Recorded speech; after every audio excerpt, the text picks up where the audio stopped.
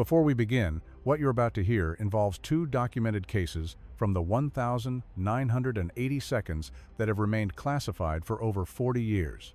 Both involved experienced outdoorsmen in American wilderness. Both left behind evidence that authorities tried to suppress. This is what they didn't want you to know.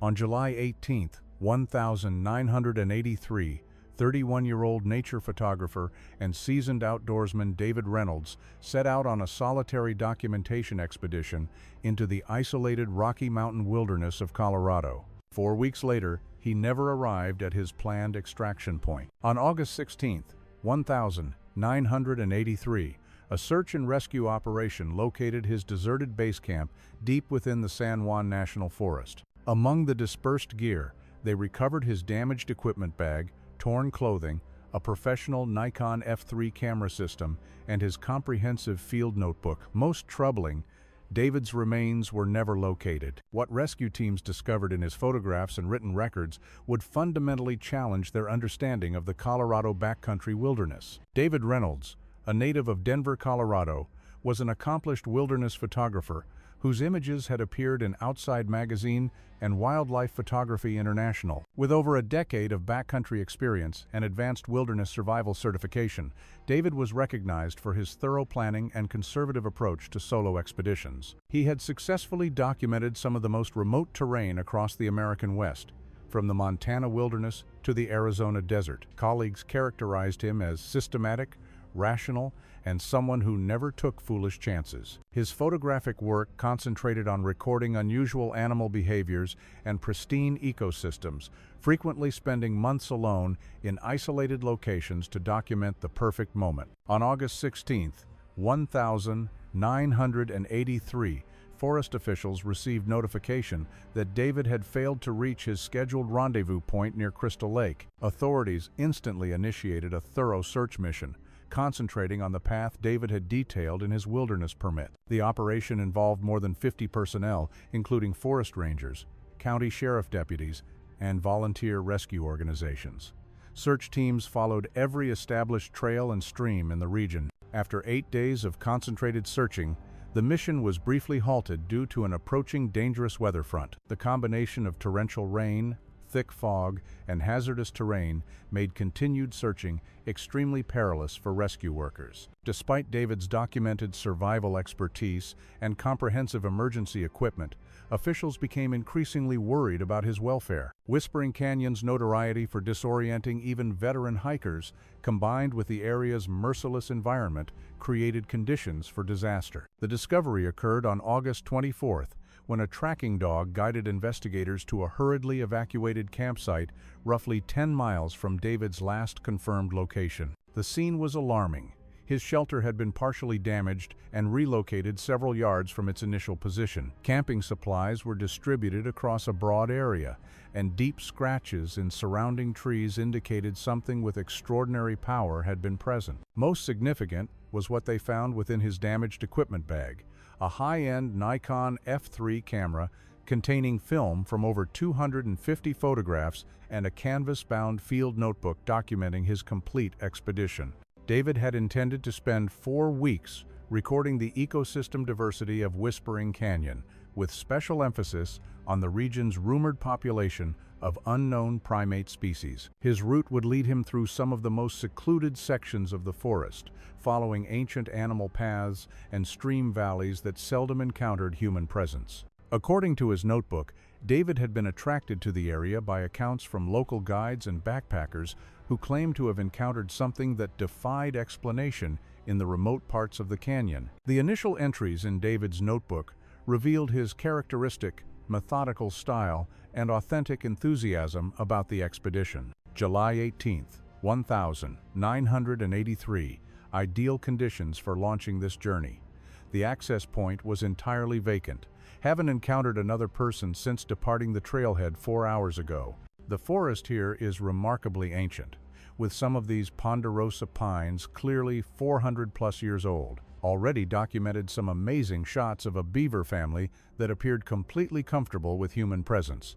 This location feels untouched by modern society. July 20th, 3 days in, and I'm already further into the wilderness than most individuals will ever experience. Located what seems to be an old tribal pathway marked by arrangements of rocks, definitely not on any contemporary maps. The quietness here is absolute, interrupted only by the breeze through the branches and distant wildlife calls. Animal life is plentiful, observed fresh moose tracks, countless deer prints, and what could be bear droppings, though remarkably large. Film stock holding up well in the cool temperatures. July 22nd. Set up primary camp beside a pristine mountain stream that's not indicated on my survey maps. This canyon seems to exist in its own biosphere. The trees are colossal, the underbrush is incredibly thick, and there's a quality to the sunlight penetrating the canopy that's almost supernatural. Documented what I suspect are images of an unclassified species of lizard dwelling beneath the stream rock. This expedition is already surpassing my scientific expectations. July 24th, something noteworthy occurred today. While photographing a golden eagle's nest approximately 60 feet up an ancient pine, I noticed the forest had become completely quiet. No bird calls, no insect sounds, nothing. It continued about 15 minutes before slowly returning to normal. In my experience, this typically signals the presence of a large predator. Discovered enormous tracks near my camp this morning, certainly not bear, moose, or any recognized species I can identify. The impressions are roughly 20 inches long and display what seem to be 5 separate toes. We'll make plaster casts tomorrow if I can locate more. These calm, scientific observations took a dramatic shift on July 26th, when David's notebook tone changed from curious excitement to increasing concern. July 26th. Last night was disturbing. Around 3 a.m., I was awakened by what sounded like branch striking. Not the random snap of shifting trees, but a rhythmic, intentional sequence.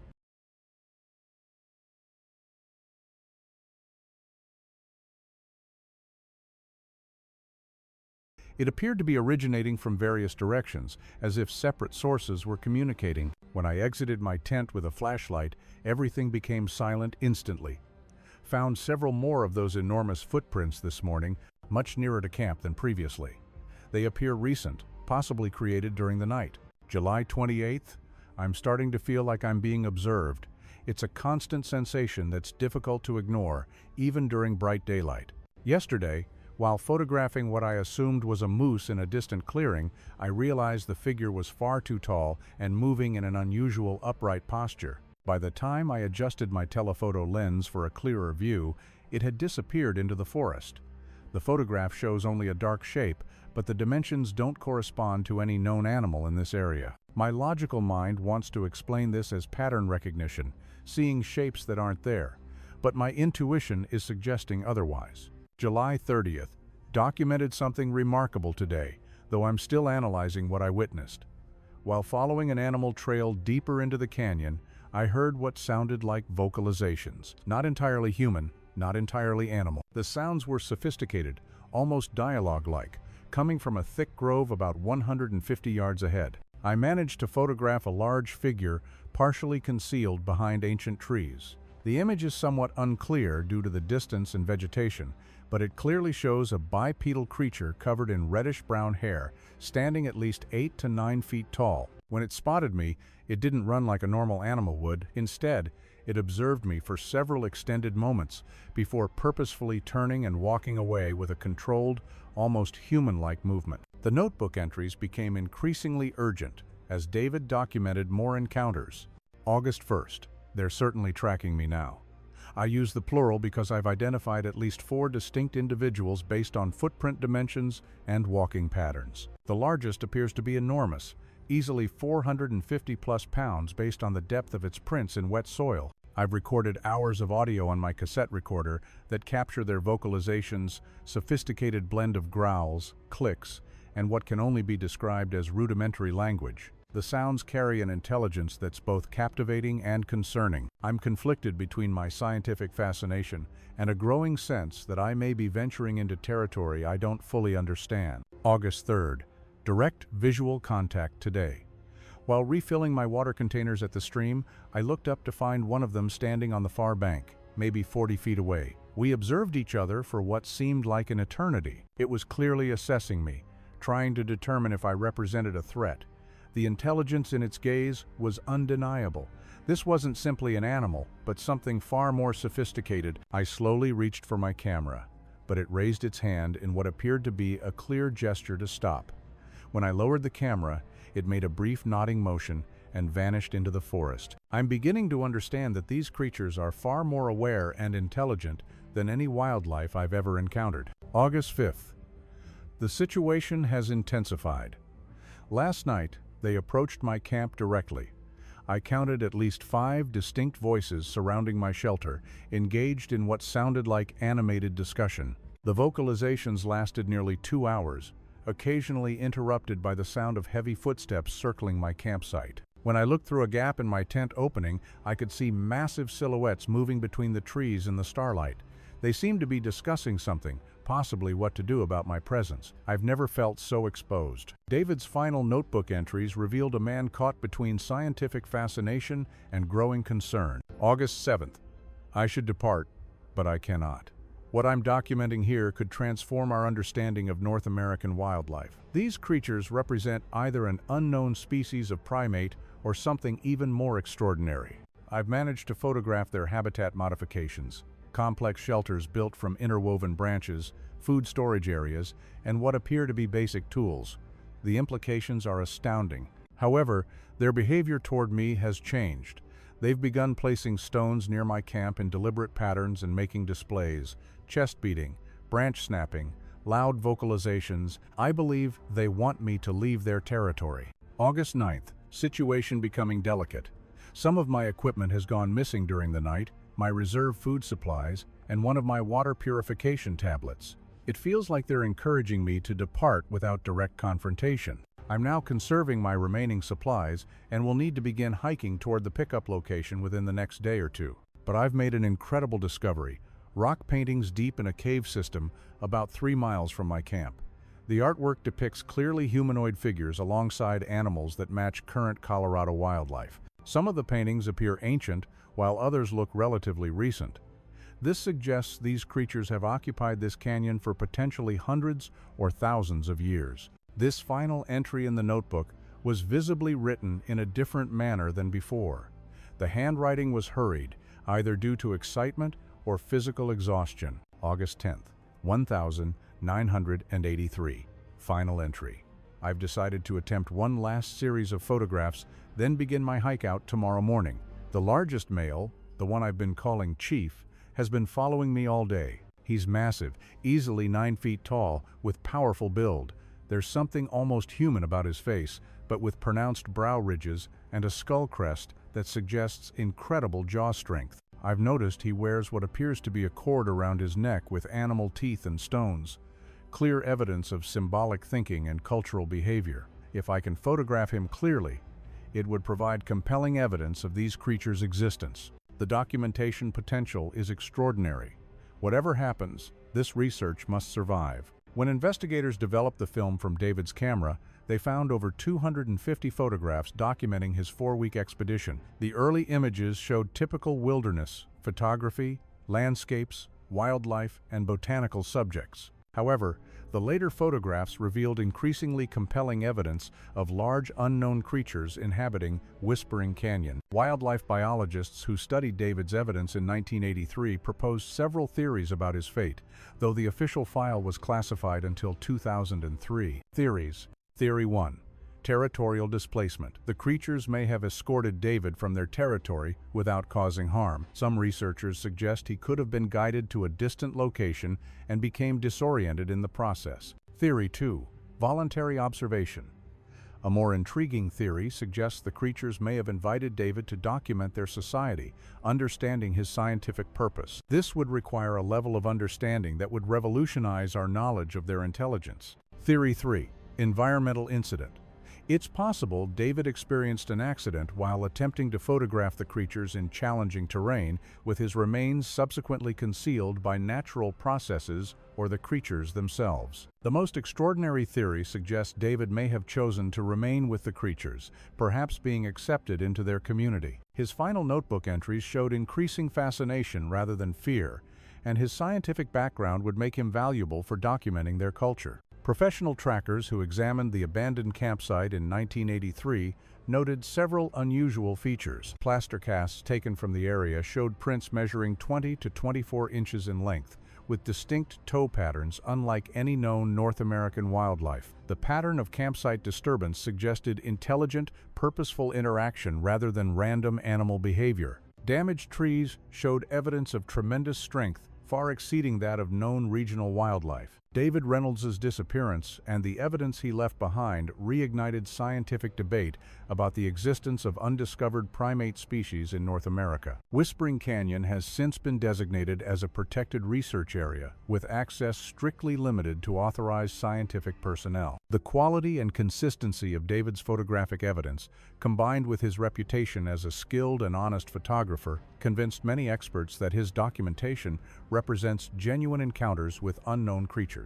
A primatologist at Colorado State University stated in 1984, "The photographic evidence shows behavioral complexity and physical characteristics that would be extremely difficult to fabricate with 1983 technology." The consistency across multiple images, combined with the notebook documentation, presents compelling evidence worth serious scientific investigation. Despite extensive search efforts in 1983 and subsequent investigations, David Reynolds has never been found. Whispering Canyon continues to attract researchers and those hoping to solve the mystery of his disappearance. His camera and notebook remain preserved as evidence, offering fascinating glimpses into a world that may exist just beyond the edges of human understanding. In his final notebook entry, David wrote, "If something happens to me, know that I pursued what could be the greatest discovery of our time.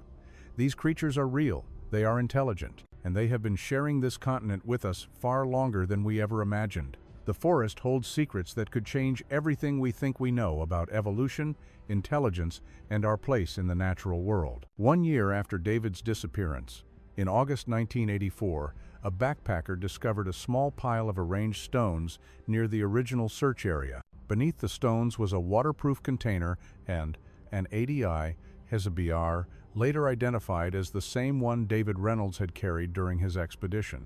Inside was a single roll of undeveloped film. Authorities developed the film but never released the images to the public. The case file was sealed. For anyone listening, if you're considering following his path into Whispering Canyon, don't. Sometimes mysteries are better left undisturbed. David Reynolds' case, from 1983, remains one of the most documented encounters with unknown creatures in American wilderness. But his isn't the only story. 10 years ago, a woman finally broke her silence about an encounter that happened in 1982, an encounter that would challenge everything we think we know about what lives in our forests. This is her story. 10 years. That's how long I've kept this secret locked away, buried so deep I sometimes wondered if I'd imagined it all. But nightmares don't lie. And the scar on my left shoulder serves as a permanent reminder that what happened to me in the Appalachian Mountains in October 1982 was terrifyingly real. My name is Sarah Mitchell, and I'm finally ready to tell my story. It was October 15th, 1982, and I'd been planning this solo hiking trip for months. The fall colors in the Appalachians were at their peak, and I'd chosen a moderately difficult trail in the remote sections of the Blue Ridge Mountains, about 40 miles southwest of Asheville, North Carolina. The weather forecast predicted clear skies and temperatures in the low 60 seconds, perfect hiking conditions. I wasn't completely alone, though. My faithful companion, Ranger, a 3-year-old German Shepherd mix I'd rescued from a shelter in Charlotte, bounded beside me with the enthusiasm only a dog can muster for a mountain adventure. Ranger had been with me on dozens of hikes, and his protective instincts had alerted me to wildlife before.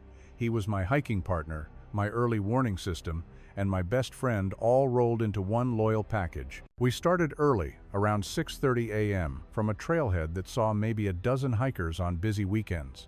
This wasn't one of those well-known trails with wooden signs and maintained facilities. This was raw wilderness, the kind of place where you could hike for hours without seeing another soul. The trail wound through dense hardwood forests with massive oak and maple trees, forming a canopy so thick that even at midday, the forest floor remained dim and cool. Ancient rhododendron bushes created natural tunnels along the path, their twisted branches forming archways. For the first 6 hours, everything was perfect. Ranger and I maintained a steady pace, stopping occasionally so I could photograph particularly stunning views or interesting rock formations. The autumn air was crisp and clean, carrying the earthy scent of decomposing leaves and the distant sound of a creek tumbling over stones. Around 1 p.m., we reached what I thought was the halfway point of our planned loop. I pulled out my map and compass, checking our position while Ranger sniffed around a fallen log. According to my calculations, we should reach the scenic overlook I'd been targeting within another hour, then begin the descent back toward the trailhead. But as I studied the map more carefully, I realized I'd made a navigation error.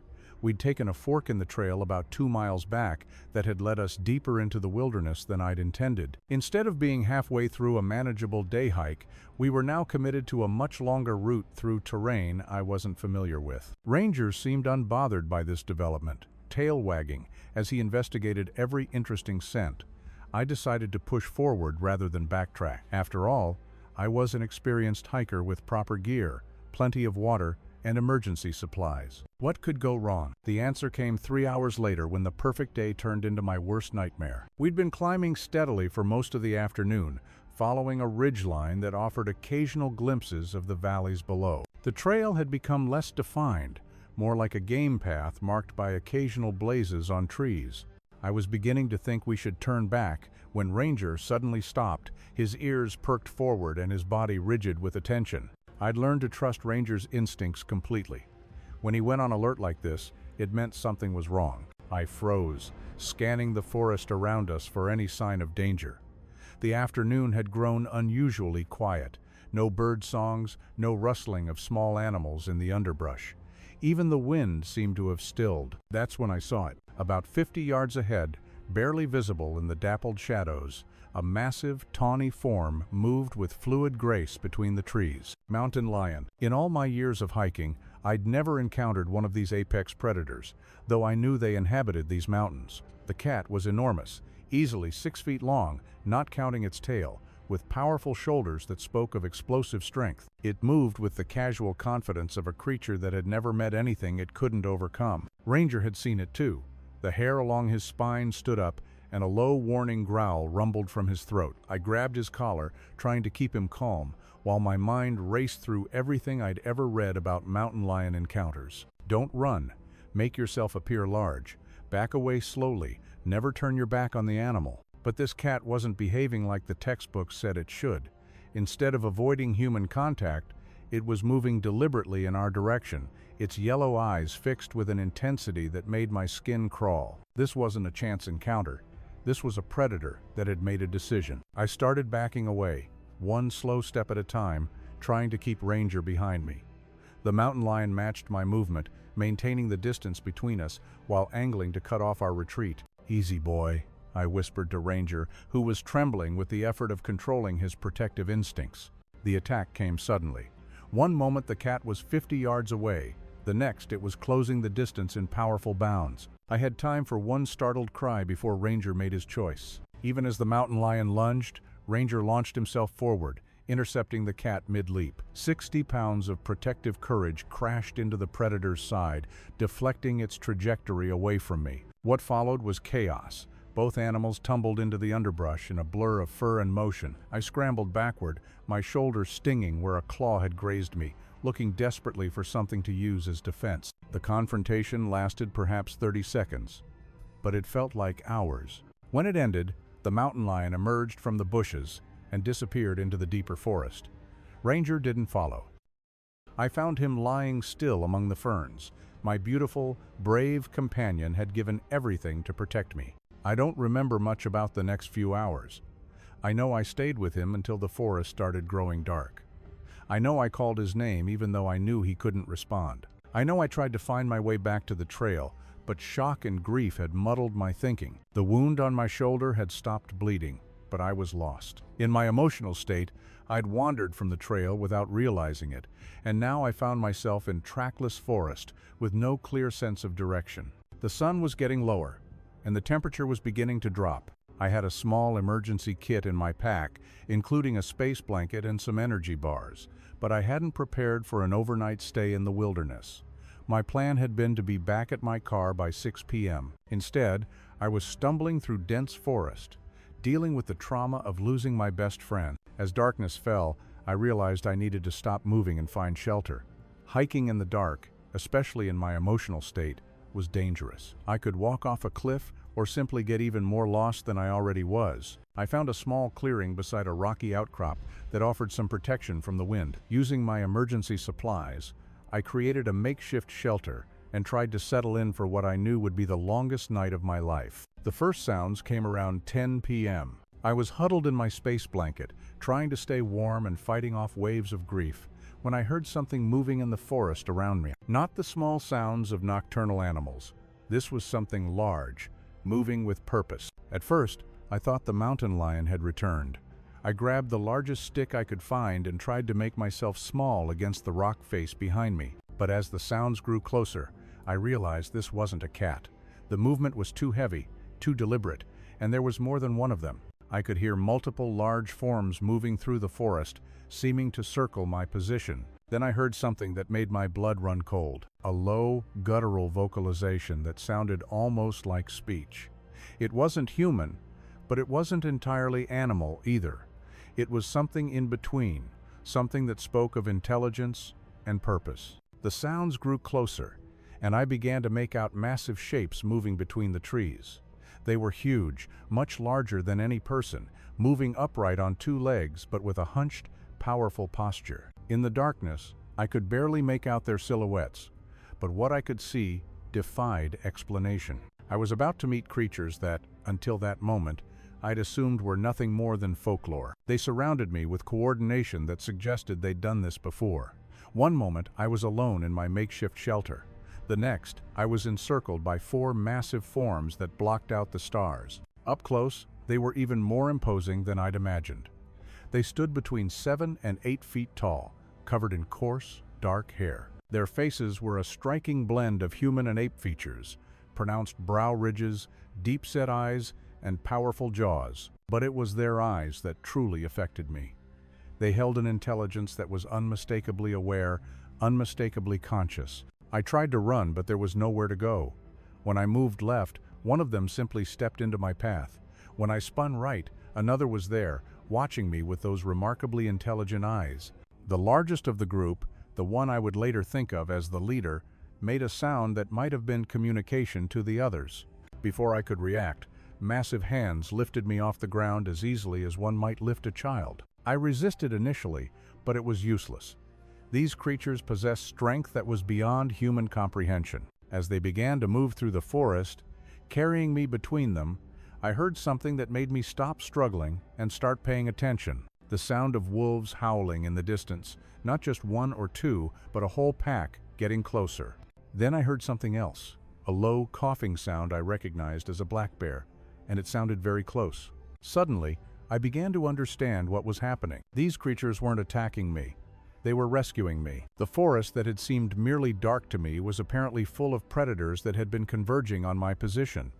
The mountain lion that had killed Ranger might have been just the beginning of my troubles. As if to confirm my realization, one of the creatures made a sound that was almost reassuring, a series of low sounds that somehow conveyed, "We're not going to hurt you. We're taking you somewhere safe." The journey through the forest seemed to last forever. My rescuers moved with surprising stealth for creatures of their size. They seemed to know exactly where they were going, following paths invisible to me, through terrain that would have been impossible for a human to navigate in the dark. We climbed steadily upward, sometimes moving along what felt like established trails, other times scrambling over rocky terrain that required all four creatures to work together while carrying me. I could hear water in the distance, not a small creek, but something much larger, possibly a river or waterfall. After what felt like hours but was probably closer to 45 minutes, we emerged from the dense forest into a more open area. By the moonlight, I could see we were on a rocky slope near the top of a ridge. Above us, a cliff face rose into the darkness, and it was toward this cliff that we were heading. At first, I couldn't see where they were taking me. The rock face appeared solid, unbroken by any opening large enough for creatures of their size to enter. But as we got closer, I realized that what looked like shadow was actually the entrance to a cave, not a small cave, but a massive opening that disappeared into the mountain. The entrance was hidden by an overhang and partially concealed by vegetation, making it nearly invisible from a distance. These creatures had chosen their refuge well. A person could hike past this spot 100 times and never realize there was a cave system here. As we entered, the temperature dropped noticeably, and the air took on the distinctive mineral smell of underground spaces. But this wasn't just any cave, it was enormous. The entrance chamber stretched away into darkness, with passages branching off in multiple directions. The ceiling was high enough that I couldn't see it in the darkness, and the space felt vast and ancient. The creatures moved through the cave system with the confidence of long familiarity. They knew exactly where they were going, navigating by touch and sound through passages that branched and split in ways that would have left me hopelessly lost within minutes. As we moved deeper, I began to notice something unusual on the walls. When one of them produced what appeared to be a primitive torch, a burning branch wrapped with some kind of moss, I could see that the cave walls were covered with marking, not natural formations, but deliberate symbols carved or painted onto the stone. The symbols were unlike anything I'd ever seen. Geometric patterns, spirals, lines, and shapes that seemed to follow some internal logic I couldn't understand. Some appeared very old, weathered by time and moisture. Others looked more recent, their lines sharp and clear. This wasn't just a cave where these creatures took shelter. This was their home, and it had been their home for a very long time. Eventually, we reached what appeared to be a central chamber, much larger than the passages we'd been traveling through. The creature carrying me set me down gently, and I found myself in a space that defied my expectations. The chamber was huge, easily the size of a large gathering hall, with a high ceiling that disappeared into darkness above. The floor was mostly flat, covered with what felt like fine sand or gravel. Along the walls, I could see more of the mysterious symbols, and in several places, there were areas that looked like they might have been deliberately shaped. But what struck me most was how inhabited the space felt. This wasn't just a cave, it was a home. There were designated areas serving different purposes, sleeping spaces lined with what looked like animal furs, areas where fires had been built repeatedly, and spaces that seemed to be used for food preparation and storage. One of the creatures, not the leader, but one of the others, approached me carrying something. In the flickering torchlight, I could see it was food, a collection of berries, some kind of nuts, and what looked like prepared roots. The creature set the food down in front of me and backed away, watching me with those intelligent eyes. The message was clear: eat. I was hungry. I hadn't eaten since my energy bar earlier in the day. The berries looked safe, though I couldn't identify what type they were. I was uncertain about refusing. These creatures had saved me from dangers in the forest outside, but I had no clear sense of their ultimate intention. So I ate. The berries were tart and slightly sweet, not unpleasant. The nuts were harder to chew but had a rich, earthy flavor. The roots were fibrous but filling. As I ate, they watched me with what seemed like approval. The leader made more of those low vocalizations that might have been communication, and the others responded in kind. I had the distinct impression they were discussing me, making decisions about what to do. When I finished eating, they seemed satisfied. The leader gestured toward a corner of the chamber where animal furs had been arranged into what looked like a sleeping area. The message was clear: rest. I was exhausted, both physically and emotionally, and the adrenaline that had been sustaining me was finally wearing off. I settled into the furs, which were surprisingly warm and soft, and tried to process everything that had happened. My shoulder ached where the mountain lion had struck me, and my heart ached for Ranger. But I was alive. These creatures, whatever they were, had saved my life. As I drifted toward sleep, I could hear them settling in for the night around the chamber. I must have dozed fitfully for several hours, but I was awake long before dawn. The cave was dark except for the faint glow of embers from a fire that had been built in what appeared to be a natural fire pit. The creatures seemed to be resting, and I could hear the slow, deep breathing of large beings at peace. This was my opportunity to explore, to try to understand where I was and what I was dealing with. Moving as quietly as possible, I got up from my sleeping area and began to explore the chamber by the dim light of the dying fire. The cave system was even more extensive than I'd realized. From the main chamber, passages led off in at least 6 different directions, disappearing into darkness. Some were large enough for the creatures to move through easily, while others were smaller, more suited to human-sized being. The walls were covered with symbols everywhere I looked, some carved deep into the stone, others painted with what looked like natural pigments. Following a narrow corridor that led away from the main chamber, I discovered what could only be described as a gallery. The walls were covered with images, not just abstract symbols, but actual pictures. There were drawings of animals I recognized: deer, bears, mountain lions, wolves. But there were also images of the creatures themselves, depicted in various activities. Some showed them in what appeared to be hunting scenes. Others showed them in what looked like social groups, gatherings, ceremonies perhaps. There were images of what appeared to be families, adults, and smaller figures that might have been young ones. Most remarkably, there were images of humans. Not many, but enough to make it clear that contact between these creatures and people had happened before. Some of the human figures appeared to be fleeing. Others seemed to be interacting peacefully with the creatures. One image showed what looked like a human and one of the creatures working together to accomplish some task. The implications were staggering. This wasn't just a cave where some unknown species took shelter. This was a record of their existence, their culture, their history. These creatures had been living in these mountains for a very long time, long enough to develop a complex society and to have interactions with humans that went back generations. As I studied the images, I began to understand something profound. These weren't just primitive beings. They were intelligent, possibly as intelligent as humans, but with a completely different way of life. They had chosen to remain hidden to avoid contact with the modern world, but they had their own rich culture and history. My exploration eventually led me to another chamber, smaller than the main one, but still quite large. What I found there made me pause in wonder. 4 massive forms were resting together in the corner of the chamber, arranged in what appeared to be a family group. 2 were enormous, easily 8 feet tall, even lying down, while the other 2 were smaller but still much larger than any human. A family, parents, and their grown offspring, or perhaps siblings who had chosen to stay together. In rest, they looked less intimidating.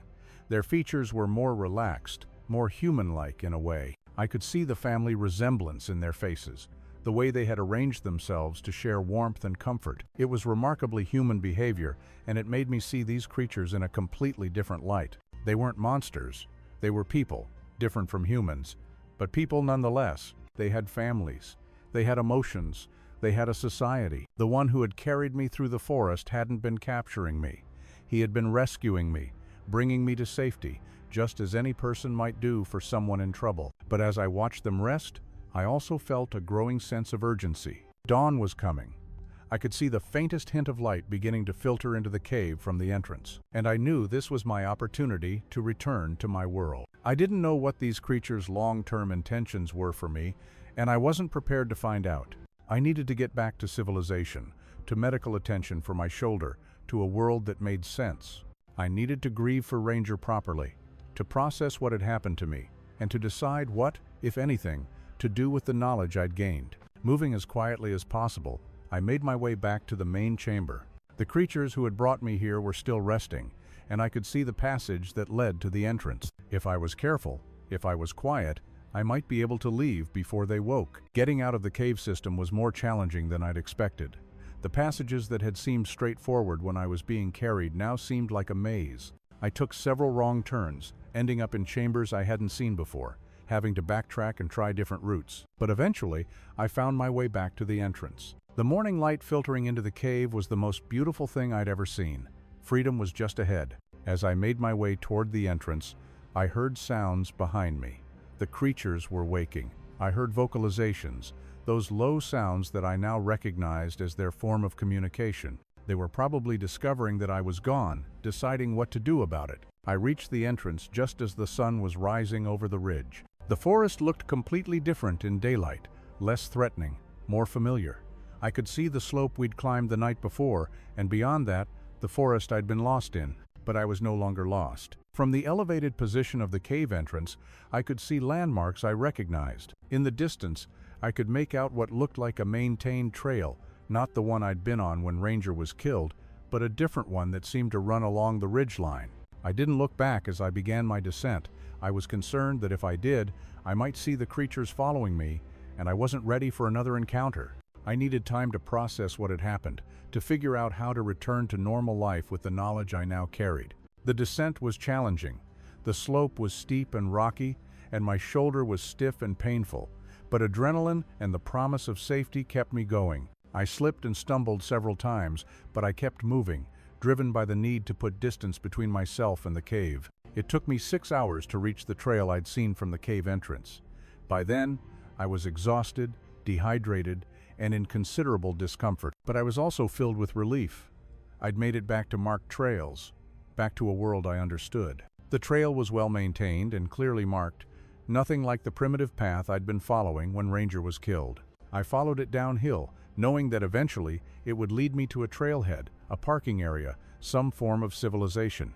2 hours later, I encountered the most welcome sight, a group of 3 hikers coming up the trail toward me. They were middle-aged, well-equipped, and clearly experienced.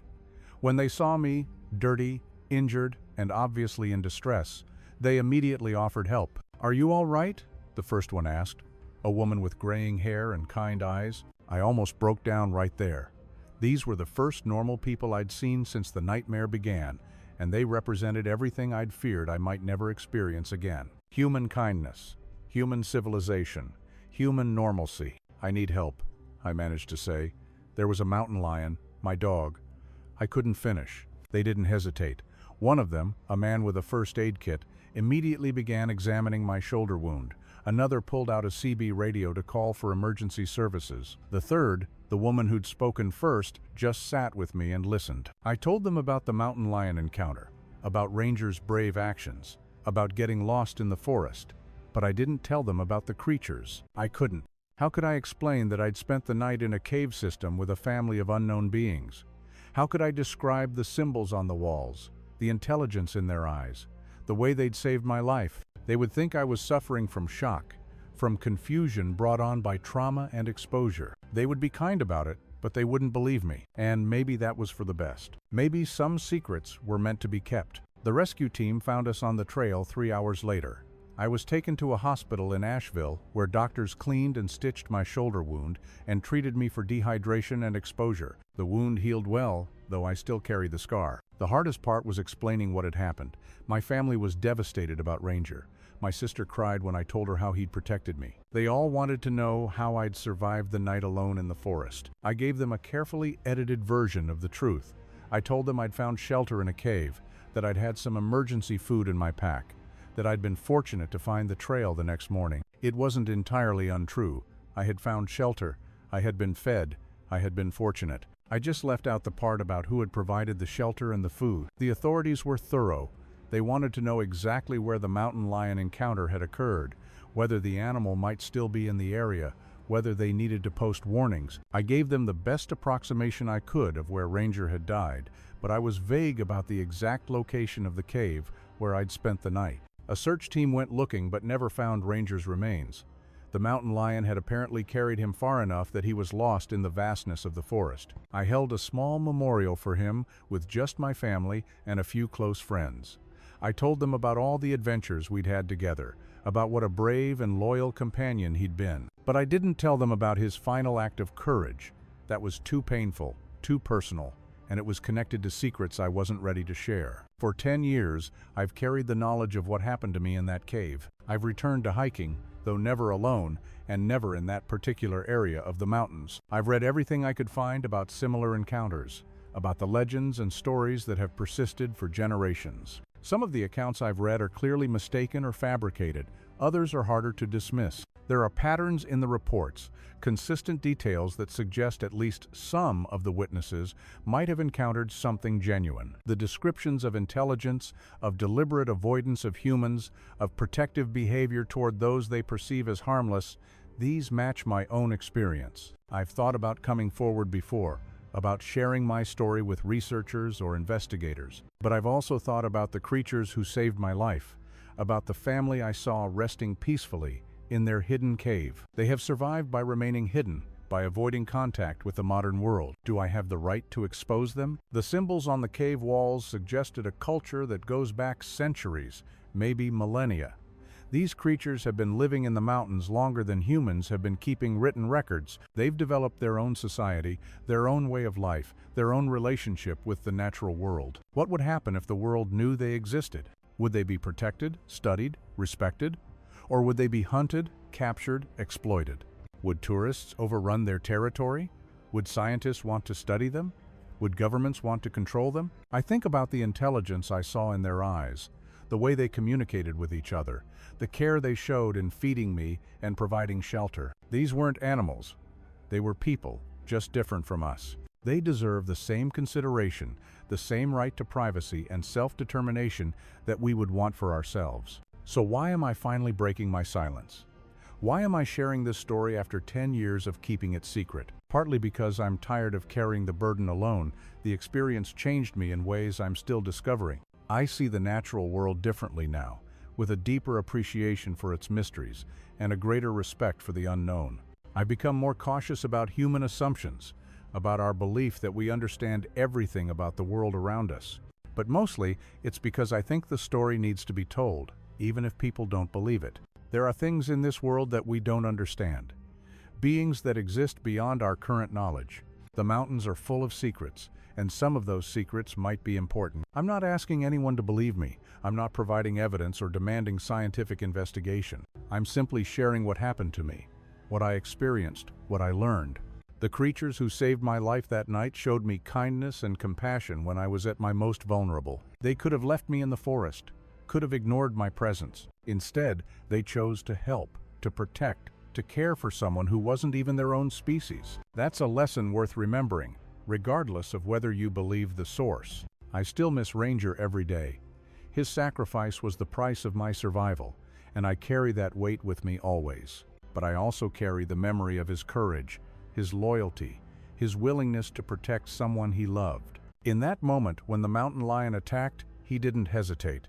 He knew what he had to do, and he did it. The creatures in the cave showed me a different kind of courage, the courage to help a stranger, to share their resources with someone who couldn't repay them, to act with compassion, even when it meant revealing their existence to an outsider. They took a risk in helping me, and I've tried to honor that risk by keeping their secret. But secrets have a way of demanding to be told, and this one has been weighing on me for too long. I don't know if I'll ever return to those mountains, if I'll ever see the cave entrance again. Part of me hopes I will, that I'll have a chance to somehow express gratitude to the creatures who saved my life. Part of me hopes I won't, that they'll remain safe and hidden in their ancient home. Either way, I'll never forget what I learned in that cave system. There are more things in this world than we can imagine, more intelligence than we recognize, more kindness than we expect. Sometimes the most frightening experience of your life can also be the most profound. I don't know what those creatures were, not really. I don't know where they came from or how long they've been in those mountains. But I know they were real. I know they were intelligent. I know they chose to help me when they could have chosen to ignore me. And I know that somewhere in the Appalachian Mountains, in a cave system marked with ancient symbols and filled with the evidence of a hidden culture, there are beings who understand something about compassion that we could all learn from. That's the story Sarah Mitchell carried for 10 years. That's the secret she finally decided to share in 1992. 2 documented cases. 2 encounters with unknown creatures in American wilderness. 2 people who were never the same afterward. David Reynolds in 1983, Sarah Mitchell in 1982. Both left evidence that challenges our understanding of what exists in the remote corners of our world. Believe it or don't, that's your choice. But remember, the next time you're alone in the wilderness, the next time you hear strange sounds in the forest, the next time you feel like you're being watched, you might not be as alone as you think, and that might not be a bad thing. For more mysterious true stories, subscribe to our channel.